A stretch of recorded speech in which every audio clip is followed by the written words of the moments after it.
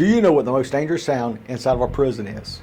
The most dangerous sound in a prison is silence.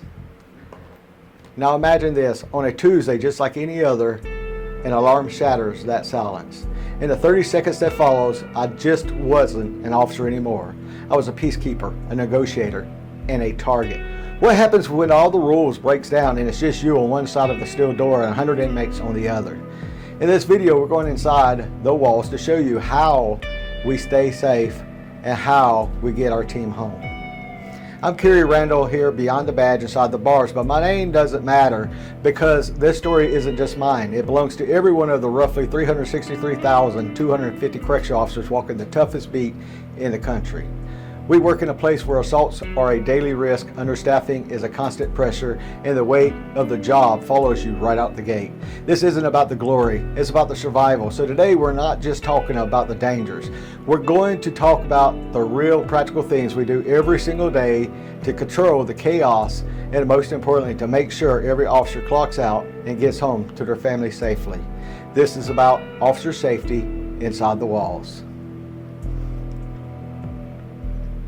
Starting off, every single shift starts the same way. We start a shift off with what we call a briefing. It's a hell of a lot more than just a roll call. It's our first line of defense. We talk about who is in medical, who is in seg, which inmates are beefing with each other, and what the general mood of the place was on the last shift. This is where the situational awareness kicks in. It's not some vague idea, it's a critical skill that you're getting a feel for the human terrain of a place before you even set foot on the tier. Look, the environment inside of a prison is a powder keg. It's just naturally violent. You're managing a population where a huge percent of people have violent histories and serious behavioral issues. The pressure to keep a lid on everything is immense, and it's all a balance on a knife's edge. Your best tool right from the jump is observation. When I walk into a housing unit, I'm not just looking, I'm reading, I'm listening. Is it too quiet? Is it too loud? Both of these can mean trouble is brewing. I'm also watching body language. Are inmates clustering in weird groups? Is that guy who always makes eye contact suddenly avoiding it? Who's that standing by a cell door with their arms crossed, trying to look a little too casual? There's a potential red flag. We're trained to spot on these little things to make sure what's in the shift's air that tells you things about to go down or it's going to be risky. This is not about being paranoid, it's a practical necessary state of being tuned in. It's the foundation for everything else we do to stay safe. Once you're on the floor, the next layer of safety is on you, your presence. What I mean by that, how you carry yourself says everything before you even open your mouth. A strong professional presence can shut down a lot of problems before they even start. This isn't about being a hard-nosed enforcer. It's about being firm, fair, and consistent. The inmates have to know what to expect from you. They have to know the rules are going to get enforced, no exceptions, but also that you're a professional who will treat them with a baseline of respect. This is where communication becomes your best tool. Most of this job isn't really physical, it's verbal. All the modern training puts a huge emphasis on communication, conflict resolution, and de-escalating. You learn how to talk to people, how to actually listen to what's bothering them, whether it's legit or not, and how to solve problems with your words long before they even turn physical. Now here's an example here. I remember this one time, two inmates were about to go at it over a TV channel. I know that sounds stupid, right? But the tension was shooting through the roof. Instead of just yelling at them, I went and separated them. I talked to them one-on-one. It wasn't about who was right or wrong about the TV. It was about bringing the emotion down and reminding them what was at stake at this moment. We used calm, direct communication, and the whole thing ended without even a single punch thrown. That's a win, right? Every fight you talk down is a huge victory for the officer's safety. It means no injuries, less paperwork, and you keep the unit stable. The next thing we do throughout the day, one of the most routine but high-risk things we do is a cell search. To anyone on the outside, probably looks like we're just tossing a room. It's a hunt for anything that could be used to kill us or hurt us. You would not believe the things these inmates can make weapons out of, or what type of contraband they can make. A toothbrush can get sharpened into a shiv. A piece of metal torn from a light fixture become a blade. Things you never even think of that can become a part of a weapon.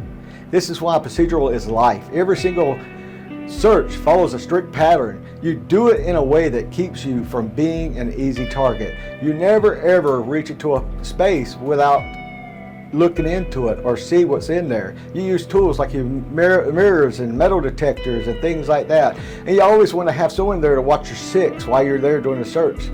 Now, getting complacent here can kill you. The one time you get lazy and give a mattress a quick pat down could be the one time there's a shank hidden inside it. And finding contraband isn't just about getting one dangerous thing out of circulation. It's intelligence. What you find tells you what's really going on. Finding a lot of gambling slips, you might have a debt problem brewing. That could lead to some violence due to not paying their debts and stuff. Finding stuff for making jailhouse booze, you better be ready to deal with drunk inmates. The cell search is proactive. You're talking about taking threats off the board and getting intel to say, I'm one step ahead of you. Now, several times a day, everything stops for the count. It is the most basic security procedural there is. On the surface, you might just think counting heads to make sure they're all there, but that's routine. That's the danger. It's so easy to get complacent and just go through the motions, but you have to treat every single count like it's the most important one you ever do. This is where psychological grinds on the job really gets to you. It's the long hours, the same task over and over, the consistent low-grade stress that leads to what experts call correctional fatigue. You get tired, you get worn down. That's when mistakes starts happening. To fight what you have to keep a what-if mindset. What if an inmate is hiding? What if someone's having a medical emergency? What if this is all a distraction for something else to kick off on the other side of the unit? A lot of our training now involves situations to build that mental muscles. It wires your brain to react the right way when the real thing happens because you practiced it. You learn to trust your gut. If something feels off during a count, it probably is. You stop, you verify, you check it again. The routine is only safe if your villainous never becomes a routine. Now, listen. No matter how good you are with your words, no matter how aware you are, there are times you will have to use force. It's going to happen. Assaults on staffs are a grime reality on this job. When an inmate decides to attack, it happens in a flash. This is where your training has to be pure instinct. Defensive tactics, how to use restraints properly. These are skills that you drill over and over until your muscle memory. You learn how to control someone who's resisting, how to defend yourself, and how to get restraints on safely with everyone involved. But the most important thing is any physical situation is teamwork. You never ever try to handle a problem alone if you can help it. When that call for backup goes out, you go. Your life could depend on how fast your partner gets to you, and theirs depend on you. We're a team. We're responsible for each other. When an alarm goes off, every single person with a badge is moving toward the problem. We work together to contain it, control the people involved, and get the unit back in order. Afterwards, we check on each other. The adrenaline dump is no joke, and you have to make sure your partners are okay, physically and mentally. The unspoken rule is simple. We all go home at the end of the shift. Once again, I'm going to say it again. The unspoken rule is we all go home at the end of the shift. Period. No ifs and ands and buts. We're all going home. Finally, when you walk out that gate at the end of the shift, it's like stepping into another world. the noise, the tension, that hyper-aware state that you're in. You're supposed to leave it behind, but a lot of times you just don't. The mental and emotional toll of this job is just immense. I mean, there are studies showing correctional officers having PTSD at a rate of 4 times the national average. Our suicide rate is significantly higher too. This isn't a weakness. It's what happens when you're consistently exposed to stress and trauma. The good news is the culture in correction is slowly starting to get it. There's a bigger push for mental health support, for peer support programs, and debriefing after a major incident. Talking to someone who gets it, who's been there, incredibly powerful. Having confidence mental health resources isn't a perk. It's a necessity if you want to survive in this career or in this field. Learn how to decompress, how to separate work from home is a skill, just like anything else we do inside the prison. It's about making conscious choices to leave the job at the gate so you can be there for your family. The support of your family and friends is everything you have. This job changes you, but with the right support, it doesn't have to break you.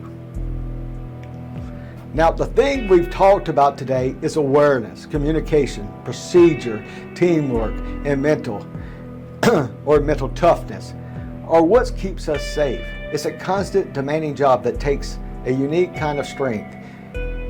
If you're an officer, past or present, that's the one safety tip that always stick with you. Drop it in the comments if it could help someone else.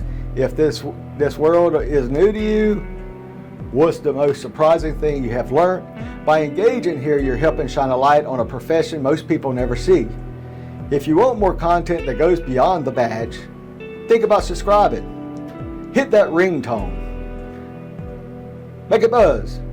Now, working in correction is a job of contradictions. It's a moment of pure chaos, surrounded in long hours of structured routine. It demands empathy in a place hardened by violence. It requires you to be consistently vigilant without letting suspects consume you. The key to survive isn't just about mastering the physical parts of the job. It's about mastering the mental and emotional ones too. It's about trusting your training, trusting your gut, and more than anything else is trusting the officer standing next to you. This is a team sport, and the goal is always the same. It's not about winning fights, it's about being the toughest. It's about maintaining order, ensuring safety, and getting yourself and your entire team home every single day safe. And once again, thank you for watching Beyond the Badge Inside the Bars. I'm Kerry Randall, and like always, God bless.